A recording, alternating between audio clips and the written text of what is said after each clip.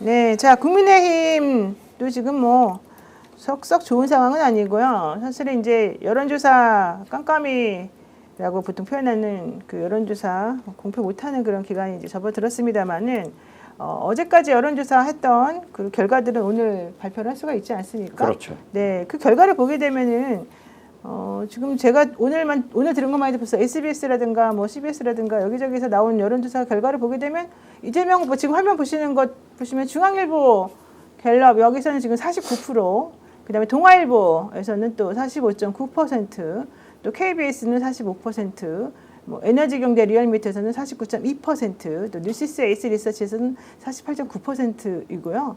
사실은 이준석 후보는 지금 10% 넘는 퍼센티지 나온 게 중앙일보하고 동아일보 이쪽이고, 나머지 것들은 이제 좀 어제 그 토론을 계기로 해서 저는 좀 많이 빠지지 않을까 개인적으로 좀 생각을 하는데, 저렇게 격차가 많이 벌어지게 되면 현실적으로는 대선에서 이렇게 이 보수나 이런 쪽이 그동안에 써왔던 전략이 사실 잘 먹히지 않는 쪽으로 결과가 나올 가능성이 좀 있어서 그 부분도 조금 본인들이 좀 판단해봤으면 좋겠습니다. 여러 가지를 섞어서 이렇게 판단하면 격차가 더 벌어진다. 그리고 뒤로 갈수록 힘이 오히려 빠진다. 보수는 결집보다는 오히려 이재명 후보 쪽으로의 결집력이 훨씬 더 강해질 것이다. 이렇게 보이잖아요. 이 순간까지도 언론 일부에서는 격차 좁혔다, 줄어들고 있다, 해볼만하다 이렇게 가고 있습니다. 이게 윤석열이 일종의 정치승리법으로 여론이나 민심의 흐름을 제대로 읽지 못하고 끝까지 우리는, 왜냐하면 전 보니까 이긴다고 하더라, 어디 간데 용한데 그거 한번 찾아가 보라, 이렇게 지금 해왔지 않습니까? 똑같다. 시기가 다르고 사람이 다를 뿐이지 접근하는 방식은 거의 유사하다. 결국 뭐냐, 민심과 여론을 읽어내지도 못하고 이해하지도 못하고, 그리고 최종적으로 판단도 최악의 수로 판단한다.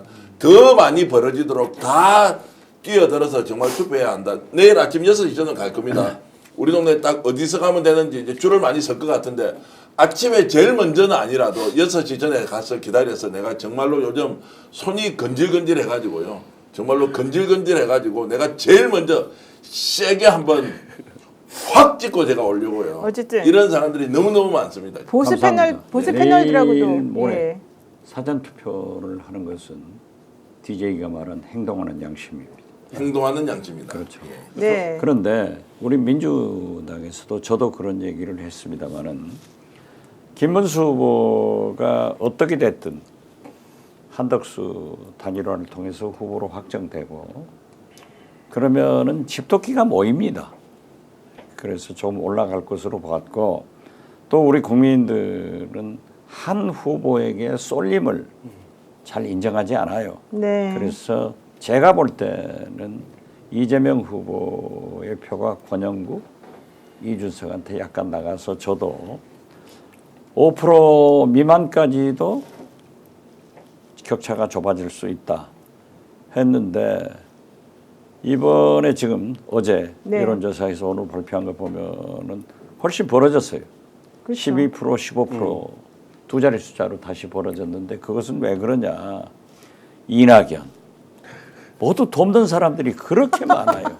그리고 김문수 후보가, 자 보십시오, 박정희 그리워서 눈물을 글썽이는가 하면은 이명박 박근혜 찾아가죠. 이명박 찾아가죠. 그래서 저는 옛날 우리 지금도 그렇지만 5인조 밴드가 유명했잖아요. 네. 악당 같은 데 가서 노래하면 얼마나 잘해요. 5인조 김문수 유세단이 한번 꾸려졌으면 좋겠어요.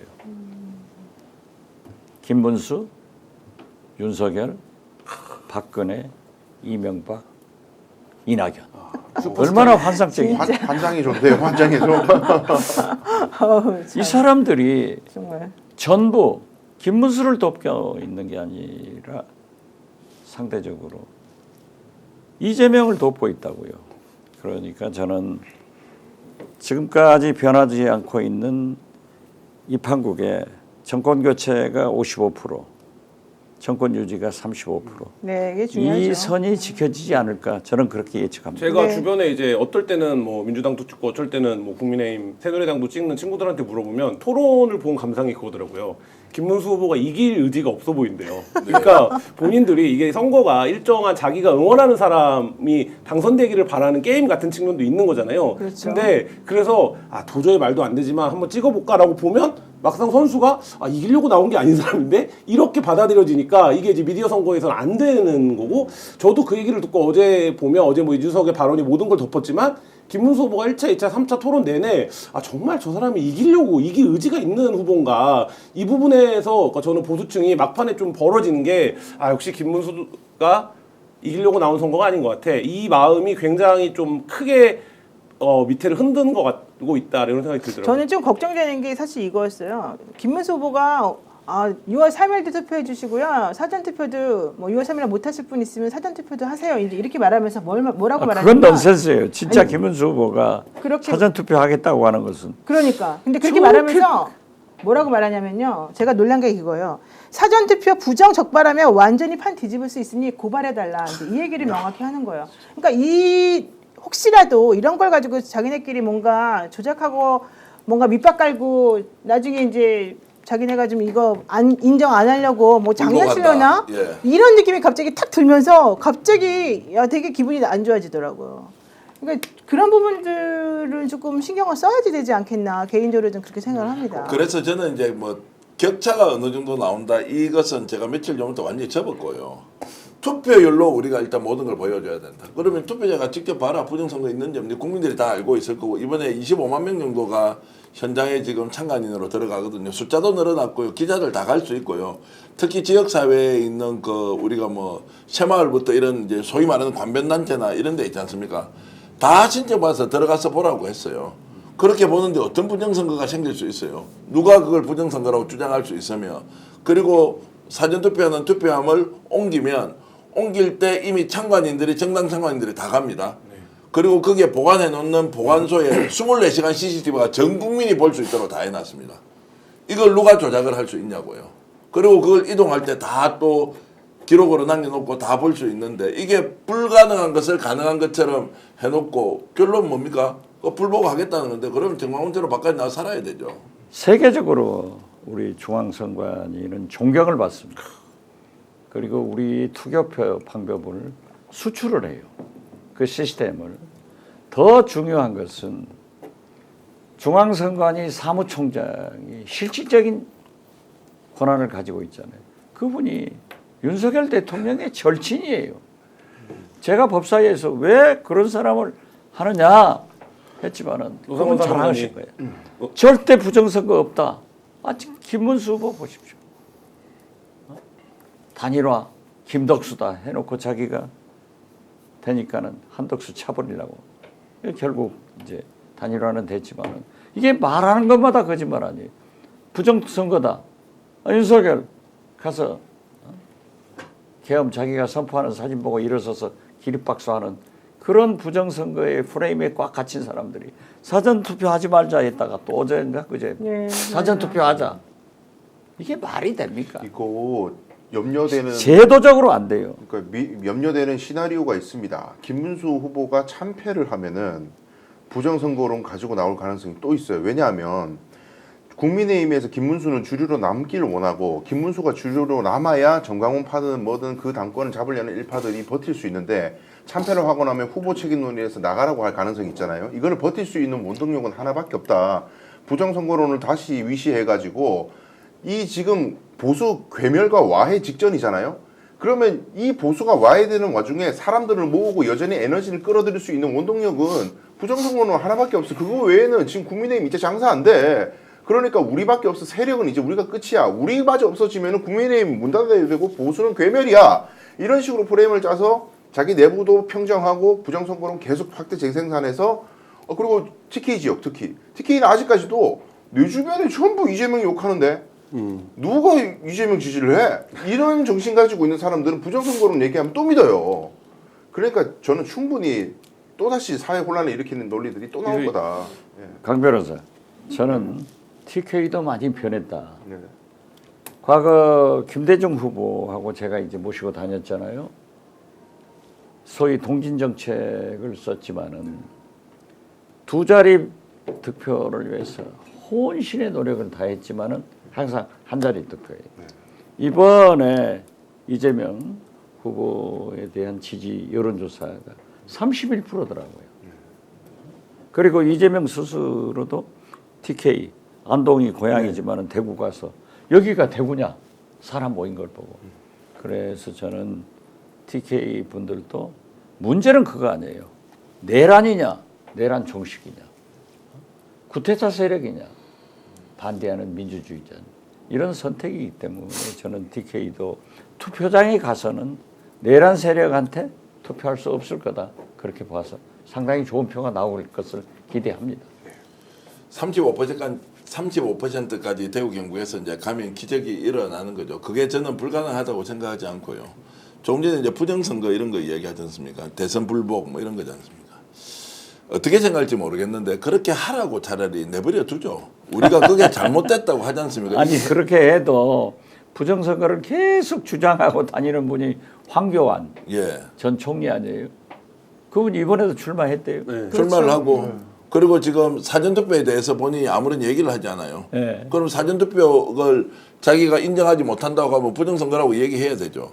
제가 이제 지금 부정선거론자들이 끝까지 저렇게 잔존하면서 뭔가 정치적 결사체처럼 가려고 하면 우리는 국민들이 정말로 결심하고 저항하거나 싸우거나 전면전을 해야 된다고 생각합니다. 이것이 제도적으로 부정선거가 불가능하고 증거도 하나도 없고 모든 판결에서 그렇게 부정선거가 없다고 했는데 부정선거 주장하는 사람을 우리는 설득하려고 노력할 필요 없다. 그렇게 주장하는 것은 사이비 종교에 미쳐가지고 지가 그렇게 살겠다는데 우리가 이렇게 저렇게 이야기할 필요가 있느냐. 설득의 대상이 아니고 저는 오히려 배제의 대상이 돼야 하고 그렇게 해서 지 혼자 부정선거 생각하면서 주장하고 살면 되죠. 그런데 이것이 집단화되어서 우리 사회의 규율과 제도와 법률을 침해하는 것까지 올 경우에는 우리가 단호하게 맞서야 되는 것이지 부정선거 획책한다 그러면요. 국힘 정당 해산 청구하지 않습니까? 헌법재판소 어떻게 하겠어요? 국힘에 있는 예를 들어 당권파가 부정선거라고 얘기하지 않습니까? 내란도 했습니다. 부정선거 했습니다. 그 정당을 존속시킬 수 있습니까? 국민들이 차라리 주장해라. 그리고 정당 해산 심판 헌법재판소에 가서 한번 받자라는 말씀을 드리고 싶습니다. 이게 네. 캠페인이 굉장히 꼬인 게 보수 정당의 가치가 뭡니까? 그러니까 법과 제도, 그 사회의 법과 제도를 존중하는 곳에서 출발하는 건데 그거가 마음에 안 드니까 바꾸자는 게 개혁파고. 근데 지금 국민의힘 당직자들이 제가 여러 명 나와서 방송에 나와서 얘기하는 걸 들어보면 어떤 사람은 사전투표를 하라 그러고 어떤 사람은 그거가 문제가 있을 거니까 이게 뭐냐면 이 지금 말씀하셨지만 법제도 아래서 보수 정당을 할 수가 없는 거예요. 왜냐면 선거제도를 부정하는데 어떻게 보수 정당을 합니까? 네. 그러니까 이 근본적인 어떤 가치가 충돌하고 있고 그거를 알고 있는 것 같은 사람도 있고 모르고 있는 사람도 있는 것 같아요. 근데 이러면 선거가 끝나면 어떻게 됩니까? 이거 필연적으로 그거를 두고 치열하게 싸울 수밖에 없고 아까 말씀하신 것처럼 윤석열, 정광훈 부정선거 중에 윤석열과 손을 못 끊고 부정선거도 손을 잡고 있다가 이제 투표해야 되니까 잠깐 놓은 것 같아요. 그리고 정광훈과도 손을 못 놔요. 그러면 이게 황교안 체제 때 있었던 일 아닙니까? 이들과 이 부정선거 세력론과 손을 잡고 있으면 어떻게 된다라는 건 그러니까 국민의힘에서 이 선거만 끝나면 저는 이거가 그 잔존하기 어려운 생각들이다 이런 생각이 듭니다. 우리가 역사와 국민을 믿어야 됩니다. 우리 역사, 우리 국민이 보통 국민 아니에요. 그렇죠. 네, 맞습니다. NJ 이승만 3.15 부정선거도 4.19 학생들이 밀어버리잖아요. 그랬죠. 예. 그때는 진짜 독재가 더 심했지만은 지금은 21세기예요. 설사 부정선거라고 저항한다 하더라도 역사와 국민이 용서하지 않으니까 결국 구테타 세력, 내란 세력은 역사 속으로 괴멸한다. 그렇게 보면 돼요. 네, NJ 맨님께서 중앙선거관리위원회 민주당 검사관들은 없나요 하셨는데 지금 중앙선거관리위원회에서 관할하는 그 투개표 이 함 관련해 가지고 각 당에서 첨가인들이 다 들어갑니다. 그러니까 너무 걱정하지 마시고요. 요 얘기를 한번 해드리겠습니다. 중앙선거관리위원회가 6.3 대통령 선거를 앞두고 부정선거를 주장하면서 선거 사무를 방해하고 사전투표 관리관을 협박한 혐의로 부정선거 부패 방지대라고 하는 단체의 대표가 황교안 후보예요. 이 후보를 경찰에 고발했답니다. 이러면서 선관위는 오늘 이런 얘기를 했습니다. 정당한 선거 사무를 지속적으로 방해하고 사전투표 관리관으로 위촉된 지방 공무원을 협박한 부정선거 주장단체의 이 단체가 이제 부정선거 부패방지대라고 하는 단체인데 이 주당단체와 해당 단체를 설립 운영한 대표자 황교안 씨를 선거법 위반 혐의로 어제 경찰에 고발했다라고 합니다. 황교안 또 자기 정치 탄압 받는다고. 고발장에는 공직선거법상 유사기관 설치 금지죄, 선거의 자유 방해죄, 투개표 간섭과 방해죄, 선거사무 관계자와 시설에 대한 폭행 교란죄, 선거범죄 선동죄 등의 혐의가 적시됐다라고 하는데요. 도대체 그 황교안 전 총리는 본인이 검사 출신이고 법무부 장관까지 하시고 총리도 하시고 대통령 권한대행도 하시는 분인데 왜 이렇게까지 잘못된 얘기를 하시는지 솔직히 좀 이해가 안 직업 갑니다. 직군으로 따지면 부정선거를 제일 안 믿는 집단이 그러니- 기자들일 텐데요.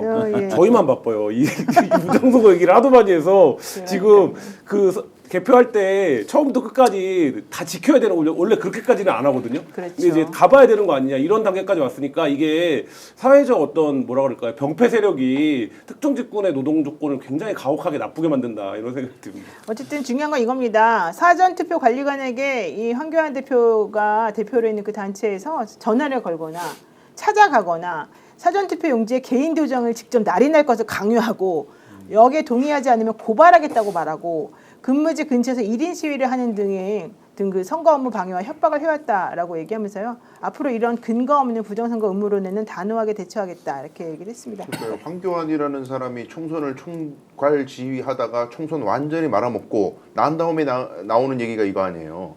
자기는 사실 역사 속에 뒤안길로 사라져야 될 사람인데 계속해서 대선 후보 나오고 저런 식으로 새몰이 할 수 있는 근원적 원인 부정선거론 아니겠습니까? 그럼 김문수의 미래도 저와 다르지 않을 것이다. 그때 황교안 세력이 여의도로 쳐들어가자라고 해서 광장에 있던 세력이 할 때 연단에서 마이크를 잡고 있었던 분이 김문수. 그러니까요. 네. 자 어쨌든 지금 현재 몇 시간 안 남았습니다만 단일화는 제가 보기에도 거의 불가능해 보이긴 합니다만 또 어떻게 될지 모르니까 일단은 지켜보도록 하고요.